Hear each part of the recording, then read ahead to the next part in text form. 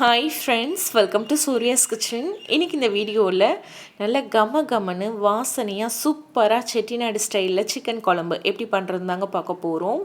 இந்த மாதிரி செய்யும்போது இட்லி, தோசை, சப்பாத்தி, பரோட்டா, சாதம் எல்லாத்துக்கும் ரொம்ப நல்லாயிருக்கும். ஸோ இதை செய்கிறதுக்கு முதல்ல ஸ்டவ் ஆன் பண்ணி அதில் வானலி வச்சுட்டு ஒரு ஸ்பூன் எண்ணெய் விட்டுக்கோங்க. எண்ணெய் சூடானதும் இது கூட 2 டீஸ்பூன் மல்லி, அரை டீஸ்பூன் மிளகு, ஒரு அன்னாச்சிப்பூ, 2-3 கிராம்பு, 2 ஏலக்காய், கொஞ்சமாக கல்பாசி, 2 துண்டு பட்டை, ஒரு ஸ்பூன் ஜீரகம், ஒரு ஸ்பூன் சோம்பு, இது எல்லாம் எண்ணெயில் சேர்த்துருங்க. இதோட அளவுகள் எல்லாமே நான் டிஸ்கிரிப்ஷன் பாக்ஸில் டீட்டெயிலாக கொடுக்குறேன், செக் பண்ணி பார்த்துக்கோங்க. இப்போ எண்ணெயில் சேர்த்துட்டு லைட்டாக வறுத்துக்கோங்க. இது லைட்டாக வறுபட்டதும் இது கூட 1/4 கப் அளவுக்கு தேங்காய் துருவல் சேர்த்துக்கோங்க. அதிகமாக வேணால் 1/4 கப் அளவு சேர்த்தாலே போதும். இப்போது தேங்காய் துருவல் சேர்த்துட்டு அதையும் சேர்த்து நல்லா வறுத்துக்கலாம். இப்போ இதோட ஒரு 2 கொத்து கருவேப்பிலை சேர்த்துக்கோங்க. கூடவே ஒரு 5-6 சின்ன வெங்காயம் சேர்த்துக்கோங்க. சின்ன வெங்காயம் ரொம்ப வதங்கணுங்கிறதுலாம் அவசியம் இல்லை, அதனால் நம்ம தேங்காய் சேர்த்ததுக்கப்புறமாவே சேர்த்துக்கலாம். இப்போ எல்லாத்தையும் சேர்த்து நல்லா வறுத்துக்கோங்க. ஒரு 2 நிமிஷம் நல்லா வறுத்துக்கோங்க. இந்த மாதிரி தேங்காயில் நல்லா கலர் மாறி வரணும். ஸோ இந்த அளவுக்கு நல்லா வறுத்துக்கோங்க. இப்போ நம்ம ஸ்டவ் ஆஃப் பண்ணிக்கலாம். ஸ்டவ் ஆஃப் பண்ணிவிட்டு இது நல்லா ஆற விட்டுருங்க. இது நல்லா சூடு ஆறினதுக்கப்புறமா ஒரு சின்ன மிக்ஸி ஜாருக்கு மாற்றிட்டு கொஞ்சமாக தண்ணி ஊற்றி நல்ல ஒரு நைஸான விழுதாக இந்த மாதிரி அரைச்சி எடுத்து வச்சுக்கோங்க. இப்போ நம்ம குழம்பு செய்கிறதுக்கு ஸ்டவ்வில் ஒரு குக்கர் வச்சுக்கோங்க. இதில் 2 டேபிள் ஸ்பூன் எண்ணெய் சேர்த்துக்கோங்க. எண்ணெய் சூடானதும் ஒரு அன்னாச்சிப்பூ, கொஞ்சமாக சோம்பு, ஒரு பட்டை, ஒரு கிராம்பு, ஒரு ஏலக்காய், தாளிக்கிறதுக்கு மட்டும் கொஞ்சமாக சேர்த்துக்கோங்க. இப்போ இதோட 2 பெரிய வெங்காயம் ஸ்லைஸாக கட் பண்ணி சேர்த்துக்கோங்க. கூடவே கொஞ்சமாக கொத்தமல்லி தழை, நல்லா இந்த மாதிரி எண்ணெயில் வதக்கும் போது வாசனையாக இருக்கும். சேர்த்து நல்லா வெங்காயத்தை வதக்கிக்கோங்க. ஒரு 2 நிமிஷம் வெங்காயம் நல்லா நிறம் மாறுற அளவுக்கு வதக்கிக்கோங்க. இப்போ இதோட ஒரு ஸ்பூன் அளவுக்கு இஞ்சி பூண்டு விழுது சேர்த்துக்கோங்க. சேர்த்துட்டு அதையும் நல்லா வதக்கி விட்டுருங்க.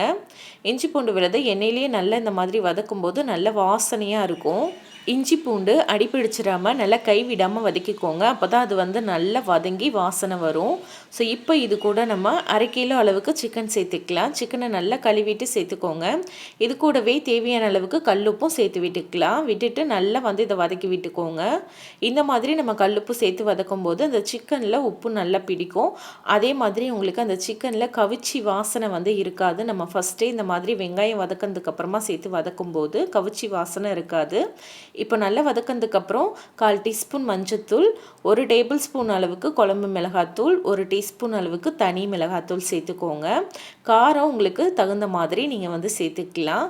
நம்ம எல்லா பொருட்களுமே முதல்ல நல்லா வறுத்துட்டு அரைச்சிருக்கோம். அதனால் இதில் நம்ம மல்லித்தூளோ இல்லை கரம் மசாலா தூளோ எதுவுமே சேர்க்க தேவையில்லை. வெறும் குழம்பு மிளகாத்தூளும் சேர்த்தா போதும். ஸோ இப்போ இந்த மிளகாத்தூள் எல்லாம் பச்சை வாசனை போக நல்லா வதக்கி விட்டுருங்க. இப்போ இது நல்லா வதங்கினதுக்கு பிறகு இது கூட ஒரு தக்காளி பழம் நல்லா பொடியாக கட் பண்ணி சேர்த்துக்கோங்க. சேர்த்துட்டு அதையும் நல்லா வதக்கிக்கோங்க. தக்காளி ரொம்ப அதிகமாக சேர்த்துறாதீங்க, அப்புறம் சிக்கன் குழம்பு புளிப்பாக இருக்க மாதிரி இருக்கும். அதனால் அளவாகவே சேர்த்துக்கோங்க. சேர்த்துட்டு நல்லா வதக்கி விட்டுருங்க.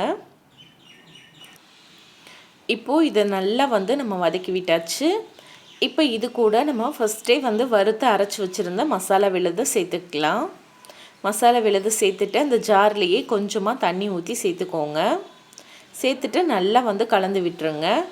நான் இன்றைக்கி குக்கர்லேயே செய்கிறதுனால தண்ணி கம்மியாக சேர்த்துருக்கேன். இதே நீங்கள் கடாயில் இல்லை பாத்திரத்தில் செய்கிறீங்க அப்படின்னா தண்ணி நீங்கள் தேவையான அளவுக்கு சேர்த்துக்கலாம். அது கொதிக்கும்போது நல்லா வற்றி வரும். நம்ம குக்கரில் வைக்கும்போது தண்ணி அளவாக சேர்த்து தான் வைக்கணும். இப்போ நல்லா கலந்து விட்டாச்சு. நான் இன்னும் கொஞ்சம் மட்டும் தண்ணி சேர்த்துக்கிறேன், ஒரு 1/2 டம்ளர் அளவுக்கு தண்ணி சேர்த்துட்டு இப்போ உப்பு செக் பண்ணி பார்த்துட்டு உப்பு சேர்த்துக்கோங்க. நம்ம ஃபஸ்ட்டே சிக்கன் வதக்கும் போது உப்பு சேர்த்துருக்கோம். அதனால் கடைசியாக செக் பண்ணி பார்த்துட்டு அதுக்கப்புறமா பத்தலைனா மட்டும் உப்பு சேர்த்துக்கோங்க. இப்போ அதை நல்லா கலந்து விட்டுட்டு இப்போ நம்ம மூடி ஒரு 3 விசில் வச்சு எடுத்துக்கலாம். சிக்கன் வேகிறதுக்கு ரொம்ப டைம் எடுக்காதுங்க, டக்குன்னு வெந்துடும். நம்ம ஆல்ரெடி நல்லா சிக்கனை வதக்கியிருக்கோம். அதனால் ஒரு 2 அல்லது 3 விசில் வச்சாலே போதும். இப்போ பாருங்கள், விசில் வந்ததுக்கப்புறமா நல்லா ஏர்லாம் போனதுக்கப்புறமா நான் ஓப்பன் பண்ணியிருக்கேன். அவ்வளோதான், நல்லா கம்முன்னு நம்மளுக்கு சிக்கன் குழம்பு ரெடி ஆயிருச்சு. கடைசியாக கொஞ்சமாக கொத்தமல்லி தழை தூவி சர்வ் பண்ண வேண்டியதான். ஸோ இதே மாதிரி நீங்களும் ட்ரை பண்ணி பாருங்கள். ட்ரை பண்ணி பார்த்துட்டு எப்படி வந்ததுன்னு மறக்காமல் கமெண்ட்டில் சொல்லுங்கள். இந்த சிக்கன் குழம்பு ரெசிபி உங்களுக்கு பிடிச்சிருந்தா லைக் பண்ணி உங்கள் ஃப்ரெண்ட்ஸ் அண்ட் ஃபேமிலி கூட ஷேர் பண்ணிக்கோங்க. இது வரைக்கும் நீங்கள் நம்ம சேனலை சப்ஸ்கிரைப் பண்ணலைன்னா மறக்காமல் சப்ஸ்கிரைப் பண்ணிக்கோங்க. நாளைக்கு ஒரு இன்ட்ரெஸ்டிங்கான வீடியோவோடு நான் உங்களை மீட் பண்ணுறேன். தேங்க்யூ.